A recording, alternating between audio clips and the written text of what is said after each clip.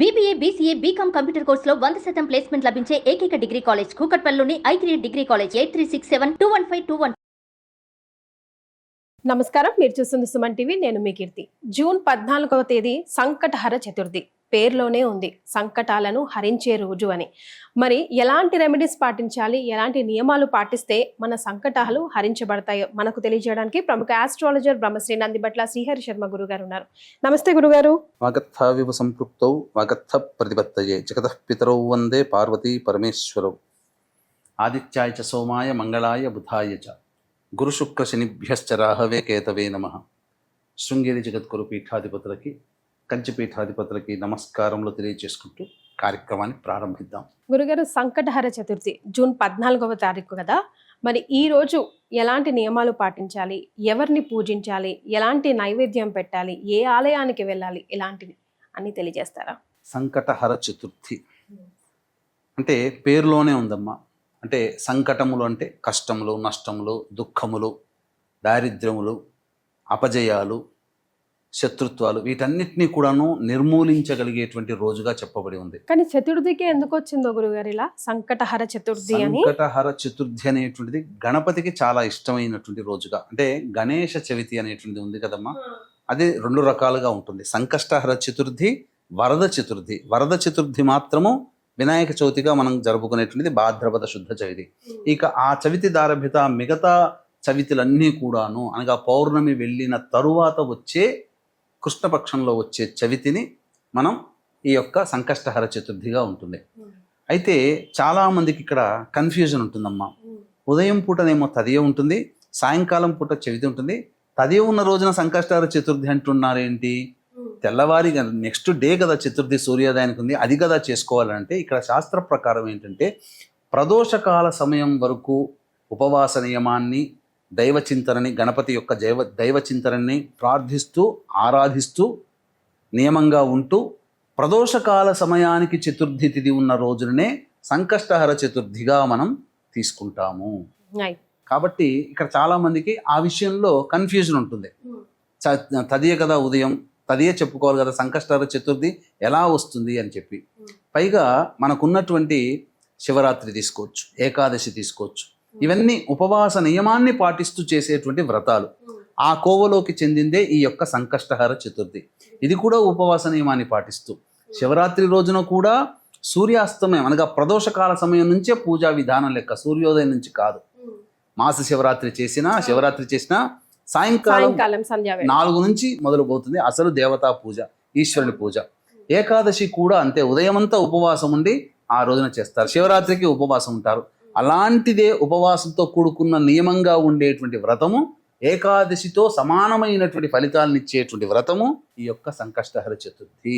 అసలు ఉప్పు కూడా తినకుండా చేయాలి నియమంగా. ఎందుకనంటే ఏకాదశి తిథికి మోక్షాన్ని ప్రసాదించేదైతే, ఈ కలియుగంలో మనము పడేటువంటి బాధలకి, కష్ట నష్టాల్ని పూర్తిగా తుదముట్టించేటువంటి, భస్మీపటలం చేసేటువంటి శక్తి ఈ యొక్క సంకష్టహర చతుర్థి రోజున ఉంది. మరి వినాయకుడికి ఎలాంటి ఆరాధన చేస్తే మనం ఇందులో నుంచి బయటపడొచ్చు అంటారు గురుగారు? తప్పకుండా ఆ రోజున మనం చూసుకున్నది ఈ యొక్క జూన్ నెలలో 14వ తారీఖు రోజున ప్రారంభమవుతుంది.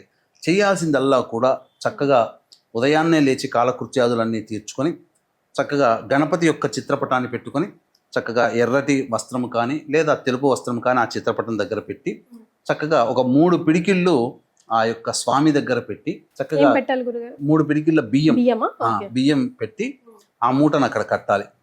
కట్టిన తర్వాత అప్పుడు పసుపుతో గణపతికి చేసి కానీ, లేదా శ్వేతార్క గణపతి కానీ, లేదా వెండి కానీ, రాగి కానీ, ఇత్తడి విగ్రహానికైనా కానీ ఈ సంబంధించినటువంటి గణపతిని అష్టోత్తర విధానముగా, షోడశోపచార విధానంగా పూజ చేసి అప్పుడు నవగ్రహ దేవాలయాలకు వెళ్ళి నవగ్రహాల చుట్టూ శివాయ నమః అంటూ 27 ప్రదక్షిణలు చేసి గణపతి దేవాలయంలో గణపతికి అభిషేకము కానీ, అర్చన ఇవన్నీ జరిపించుకోవాలి. ఆ రోజున సంకష్టహర చతుర్థి రోజున గణపతికి విశేషముగా హోమాది కార్యక్రమాలు చేస్తారు. ఆ హోమాది కార్యక్రమాల్లో పాలు పంచుకోవాలి.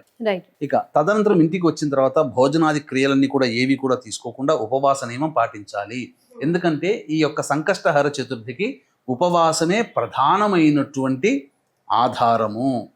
కాబట్టి ఈ యొక్క ఉపవాస నియమాన్ని పాటిస్తూ ప్రదోషకాల సమయం వరకు వేచి ఉండి అప్పుడు చంద్రుని దర్శనం చేసుకొని మళ్ళీ ఆ స్వామి దగ్గరికి వెళ్ళి మళ్ళీ ఆ గణపతి దగ్గర ఎక్కడైతే మనం పీట పెట్టుకొని పూజ చేసామో ఆ స్వామి దగ్గరికి వెళ్ళి అక్కడ మళ్ళీ షోడశోపచార విధానంగా పూజ చేసి అప్పుడు ఆ స్వామికి దగ్గర పెట్టిన 3 పిడికిళ్ళ బియ్యము మరియు కొంత బెల్లం కూడా పెడతాం. అప్పుడు వాటితో ఆవు పాలతో ఆ పాయసాన్నము తయారు చేసి ఆ యొక్క పాయసాన్నాన్ని ఆ వినాయకుడికి నివేదన చేసి ప్రసాదంగా తీసుకుని ఉండి ఆ రోజంతా కూడా గణేష నామస్మరణ చేసుకుంటున్నటువంటి వాళ్ళకి మళ్ళీ తిరిగి తెల్లవారి లేవగానే కాలకృత్యాదులు తీర్చుకొని మళ్ళీ ఒకసారి గణపతి గుడికి వెళ్ళి నమస్కారం చేసుకొని నా కష్టములు తీరాలి, నీ వ్రతాన్ని చాలా భక్తి నిష్ఠలతో ఆరాధించాను గణేష, నాకు నా సంకల్పాన్ని నెరవేర్చు చాలు, ఇదే నాకు ఈ జీవితానికని ఒక్కసారి నమస్కారం చేసుకొని కనుక వస్తే ఖచ్చితంగా తిరిగి వచ్చే సంకష్టహర చతుర్థి లోపల వాళ్ళ యొక్క కోరిక నెరవేరుతుంది. అంటే ఏదో సినిమాల్లో జై పాతాళ భైరవి అనగానే రాజమహల్లు డబ్బు ఇట్లా కాదు. మన కోరిక ధర్మబద్ధంగా ఉండి మన నిజాయితీగా ఉన్నప్పుడు అడ్డుపడేటువంటి యొక్క రాక్షస ప్రభావం ఏదైతే ఉంటుందో అది తొలగిపోతుంది. మనం అనుకున్న పని సజావుగా చక్కటి మార్గంలో మనకు పూర్తి అవుతుంది. లేదా ఎవరైనా ఒక వ్యక్తి మనకు అందుబాటులోకి వచ్చి సహాయం చేసి మనకు వెళతాడు.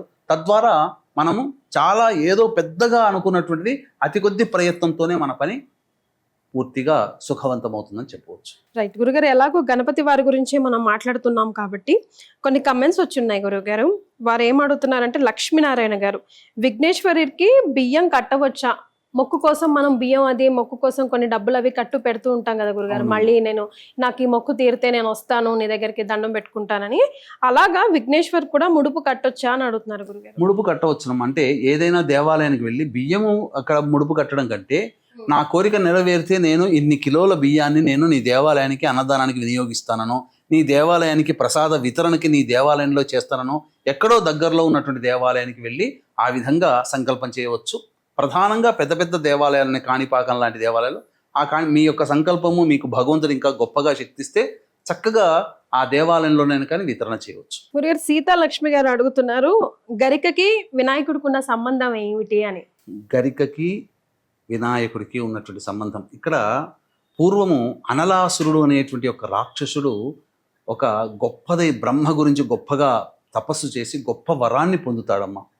ఏం వరం పొందుతాడంటే, నేనున్న చోటంతా కూడా భస్మీపటలమైపోవాలి అని కోరుకుంటాడు. అంటే అగ్ని కంటే గొప్పవాడిగా కావాలి అని చెప్పి. అందుకని ఆ అనలాసుడు వస్తున్నాడు అని అంటే మొత్తం ఇంద్రాది దేవతలందరూ భయపడేవాళ్ళు, స్వర్గం ఎక్కడ తగలబడిపోతుందో. ఏ రాజులు కూడా ఉండేవాళ్ళు కారు, భయకంపితులు అయ్యేవారు, అందరూ దాసోహం అనేవాళ్ళు.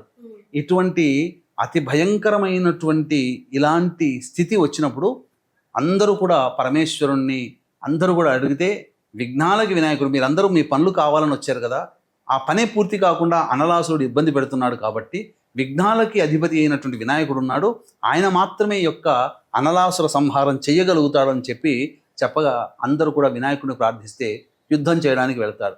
యుద్ధం చేస్తాడు. ఎంతైనా కానీ, ఎన్ని రోజులైనా కానీ యుద్ధం ఆగట్లేదు. చివరికి తన దేహాన్ని చాలా గొప్పగా పెంచుతాడు. పెంచి ఆ యొక్క అనలాసురుణ్ణి నేను మింగితే తప్ప ఇక యుద్ధం ఆగదు అని చెప్పి ఆ అనలాసురుని అనగా పెద్దగా దేహాన్ని పెంచేసేసి అనలాసురుని మింగేస్తాడు.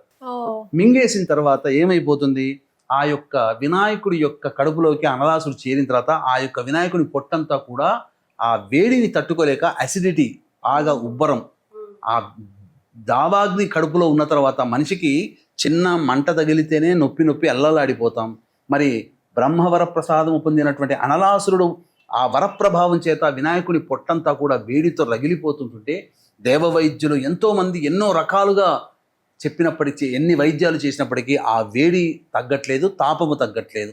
అంతటా పార్వతీదేవి తన కొడుకు అవస్థ చూసి గరికతో ఆ సప్తర్షులందరూ కూడా ఆలోచన చేసి గరికతో పూజ చేయండి అని చెప్పి గరికని పెట్టండి అనగానే అక్కడ ఉన్నటువంటి గరికనంతా తీసుకొని వచ్చి కట్టలుగా తీసుకొని వచ్చి అప్పుడు ఆ వినాయకుడి యొక్క బొజ్జ చుట్టూ పెట్టేసేసరికి ఆ తాపాన్ని ఆ గరిక లాగేసేసి, అందుకని అప్పటి నుంచి వినాయకుడికి గరికంటే చాలా ఇష్టమైపోయింది.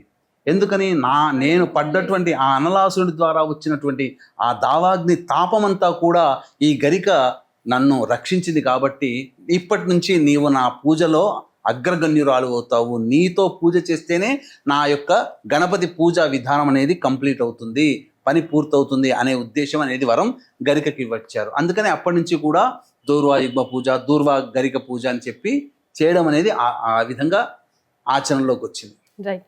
గురుగారు, సుబ్బరాజు గారు అడుగుతున్నారు, వినాయకుడికి ఇష్టమైన నైవేద్యం ఏంటి? మోదకాలని వినాయక చవితి రోజే పెట్టొచ్చా, మామూలు ఖాళీ సమయాల్లో ఎప్పుడైనా చేసి పెట్టొచ్చా? మోదకాలు అనేటువంటిది వినాయక చవితి ఈ యొక్క సంబంధించినటువంటి సంకష్టహర చతుర్థి, విశేషముగా 1,00,000 మోదకాలతో హోమాది కార్యక్రమాలు చేసిన వాళ్ళు కూడా ఉన్నారు.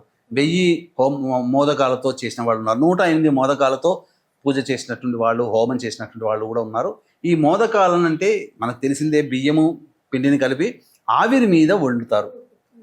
ఇవి గణపతికి చాలా ఇష్టం. అంటే అమ్మవారు గణాధిపత్యం జరగడానికంటే ముందు అమ్మవారు ఈ వినాయకుడికి ఇష్టంగా ఆ విధంగా పెట్టడం జరిగిందట. అప్పటి నుంచి ఆ గణపతికి ప్రీతి పాత్రమయ్యాయి. ఎప్పుడైనా కానీ భక్తి కలిగితే ఆ విధంగా చేసుకోవచ్చు. గురుగారు, లాస్ట్ గా వీరేశం గారు అడుగుతున్నారు ఏంటంటే, సిద్ధిబుద్ధి సమేత వినాయకుడు ఆలయాలు ఎక్కడ ఉండవెందుకు, భార్యలతో కలిపి ఆయన ఆలయం? వినాయకుడికి అన్న సందర్భంగా చూసుకుంటే గణపతికి మనం ప్రధానంగా, ఈ గణపతి పార్వతీ తనయుడైనటువంటి గణపతే కాదు, అసలు సృష్టి బ్రహ్మాండం అంతా కూడా మొట్టమొదలు ఉద్భవించింది గణపతే. ఆ తర్వాతనే ఈ సృష్టి అంతా కూడా ప్రారంభమైంది. ఇప్పుడు మనం పూజించే గణపతి కంటే అనేక రూపాలలో ఉండే గణపతులు కూడా ఉన్నారు. ఈ సిద్ధి బుద్ధి అనంటే ఇదేంటనంటే, ప్రధానంగా గణపతి అంటే ఏంటి? ఈ యొక్క గణపతి ఉపాసన ద్వారా కుండలిని శక్తి జాగృతమవుతుంది. అంటే మూలాధార చక్రం నుంచి ప్రారంభమవుతుంది. అనగా సిద్ధించడము, బుద్ధి జ్ఞానము కలగడం, ఇవన్నీ కూడా ఆయన యొక్క సంకేతములుగా చెప్పబడుతూ, ఆయనలో ఉండేటువంటివి అనే భావంతో ఆయన భార్యలు, అంటే ఆయన ఉన్నాడు అంటే ఆయనతో పాటు ఆయన భార్యలు కూడా ఉంటారు కదా. గణపతి యొక్క అనుగ్రహం కలిగిందంటే సిద్ధి కలుగుతుంది, బుద్ధి జ్ఞానం. బుద్ధి అంటే ఇక్కడ జ్ఞానం, మోక్షాన్ని, అందరూ మోక్షాన్ని కోరుకుంటారు. మోక్షానికి సంబంధించినటువంటి బ్రహ్మ జ్ఞానాన్ని ఆ యొక్క గణపతి ఇస్తాడు. ఎందుకంటే బ్రహ్మకి ఉపదేశం చేసిన వాడు గణపతి. అటువంటి బ్రహ్మ జ్ఞానాన్ని గణపతి ద్వారా తెలుసుకున్నది కాబట్టే బుద్ధి అంటే ఇక్కడ బ్రహ్మ జ్ఞానం అని అర్థం. సిద్ధి అంటే సకల కార్యసిద్ధి, అన్ని విధాలుగా అనుకూలత, ఇవన్నీ గణపతి ఉపాసన ద్వారా వస్తుంది. అందుకే ఒక్కొక్క యుగానికి కొన్ని దేవతలు అనేటువంటివి ప్రధానంగా ఆ యుగానికి శుభఫల ప్రదాతలో అని చెప్పడం జరిగింది. ఈ యొక్క కలియుగానికి మాత్రం కలియుగే చండీ వినాయకో కాలభైరవ. చండీ దేవత, వినాయకుడు, కాలభైరవుడు, ఈ ముగ్గురు కూడా అతి శీఘ్ర ఫలప్రదాతలు. అందుకనే ఈ కలియుగంలో మనం ఎవరిని పూజించినా పూజించకపోయినా మనకంటూ మన పనులు జరగాలి, మనకు అన్ని దేవతానుగ్రహం కలగాలి అంటే ఈ చండీ, కాలభైరవుడు, వినాయకుని యొక్క పూజ ఖచ్చితంగా చేసుకోవాల్సిందే. గురుగారు, పావని గారు అడుగుతున్నారు, ఇది ఎలాగో స్కూల్ కాలేజీలు స్టార్ట్ అయ్యే సీజన్ కాబట్టి పిల్లలు ఏ మంత్రం వినాయకుడికి సంబంధించి పఠిస్తే విద్యా బుద్ధి జ్ఞానం సిద్ధిస్తుంది అని? ప్రధానంగా గణపతి అంటేనే కుదురుగా ఉండేటువంటి స్థితిని కల్పిస్తాడు అని అర్థం. కేతువుకి అధిష్టాన దేవత గణపతి. మిగతా గ్రహాలన్నీ కూడా ఒక్కొక్క రంగుని చూపిస్తే కేతువు మాత్రం చీటీ బట్ట అంటారు, అంటే మల్టిపుల్ కలర్స్ అని అర్థం. కాబట్టి ఒక కేతువు ఏ వ్యక్తి జాతకంలో అయితే కేతువు శుభస్థానాల్లో ఉండకుండా జన్మించిన లగ్నానికి అశుభగ్రహం అవుతుందో, జన్మించిన లగ్నానికి మిత్రగ్రహం అయినప్పటికీ కేతువు, ఆ కేతువు బలహీనుడైపోయి ఉంటే ఆ యొక్క వ్యక్తి యొక్క జీవితం ఎలా ఉంటుందంటే నిర్ణయ శక్తి సరిగ్గా ఉండదు, ఏకాగ్రత ముఖ్యంగా ఉండదు. కాబట్టి పిల్లల్లో కావాల్సినటువంటిది ఏంటిది? ఏకాగ్రత. కాబట్టి 10వ తరగతి కాదు, డిగ్రీ PhD చేసేటువంటి వాళ్ళకి కూడా ఈ గణపతి యొక్క అనుగ్రహం కావాల్సిందే. అందుకనే ఎవరైనా కానీ ఓం గం గణపతయే నమః ఈ యొక్క నామాన్ని జపిస్తూ లేదా గణపతి అష్టోత్తరాన్ని ప్రతిరోజు కూడా చదువుకుంటూ ఉంటుంటే ఏకాగ్రత, బుద్ధి కుశలత పెరుగుతుంది అని చెప్పవచ్చు. గురుగారు, ఎలాగో మూఢ్యమిలో మనం ఉన్నాం కాబట్టి ఏవైనా ఇంపార్టెంట్ పనులు మనం పోస్ట్ పోన్ చేసుకోలేని పనులు, కానీ మనసులో ఎక్కడో ఉంటుంది మూఢమే, చేసుకోవచ్చో చేసుకోకూడదో, అవుతుందో అవ్వదో, కానీ ఇప్పుడు లేకపోతే నాకు ఇంకా ముహూర్తాలు లేవు, ఇంకా రావేమో అంత టైం. ఇప్పుడు ఫర్ ఎగ్జాంపుల్ ఏదైనా షాప్ ఓపెనింగ్ చేయాలి అనుకోండి, ఇంకా దాన్ని పోస్ట్ పోన్ చేస్తూ ఉండలేం కదా. అట్లాంటి టైంలో వచ్చిన టైంలో కూడా చేయాల్సి వస్తే ఆ గణపయ్యని దండం పెట్టుకొని మొదలు పెట్టొచ్చా? వాస్తవానికి 99% వరకు కూడా వ్యాపారము అనేటువంటిది ప్రారంభించకుండా ఉండడమే మంచిది మూఢమిలో. ఎందుకంటే ఆల్రెడీ మనము పౌర్ణమికి వచ్చేసేసాం. 15వ తారీఖు, 15 రోజులు అవతల ఇంకా 4-5 రోజులు మాత్రమే ఉన్నది. కాబట్టి కొంచెం వెయిట్ చేస్తే తప్పు లేదు. మంచి రోజులు శ్రావణ మాసంలోకి వస్తాయి. అయితే ఇక్కడ మీరు అడిగిన దానికి ఒక ఉజ్జాయింపుగా చెప్తాను. ఈ యొక్క సంకష్టహర చతుర్థి ఉంది కదమ్మా, ఈ యొక్క సంకష్టహర చతుర్థిని 21 వారాలు కానీ, 27 వారాలు కానీ, 21 కానీ, 18 కానీ, 16 కానీ, అలాగే 11 కానీ, 9 కానీ, 7, 5, 3 లేదా ఒక్కసారైనా కానీ చేసుకుంటుంటారు. ఇంతకు ముందు గనక ఈ యొక్క సంకష్టహర చతుర్థి వ్రతాన్ని పట్టి ఉండి చేసుకోవాలనుకుంటే మళ్ళీ ఇప్పుడు మూఢమిలో వస్తుంది ఈ యొక్క సంకష్టహర చతుర్థి, చేసుకోవచ్చు. కానీ అనుమానం లేదు దానికి. ఇప్పుడు మన ఈ సంబంధించినటువంటి ఈ యొక్క ప్రసారం అంతా కూడా చూసి సంతోషంగా ఉండి నేను కూడా చేసుకుంటే బాగుండని చెప్పి కొత్తగా మొదలు పెడతారు కదా, అది మాత్రం చెయ్యకూడదు. ఓ కొత్తగా మొదలు పెట్టేటువంటి వ్రతాలు ఏవి కూడా ఈ యొక్క మూఢమిలో పనికిరావు.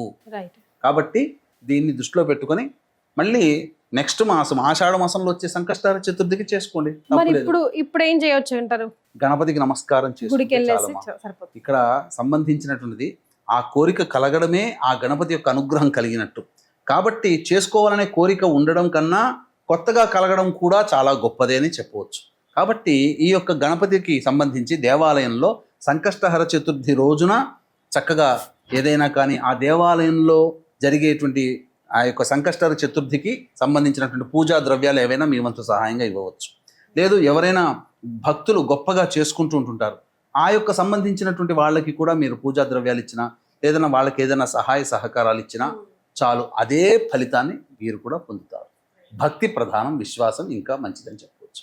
రైట్. చాలా సంతోషం గురుగారు. సంకష్టహర చతుర్థి రోజు మనం ఏమేం చేయాలి చేయకూడదో తెలియజేయడంతో పాటుగా ప్రేక్షకులు అడిగిన ప్రశ్నలు కమెంట్ రూపంలో వాళ్ళకి తగిన సమాధానం చెప్పారు. ధన్యవాదాలు. సర్వం శ్రీ ఉమామహేశ్వర పరబ్రహ్మార్పణమస్తు.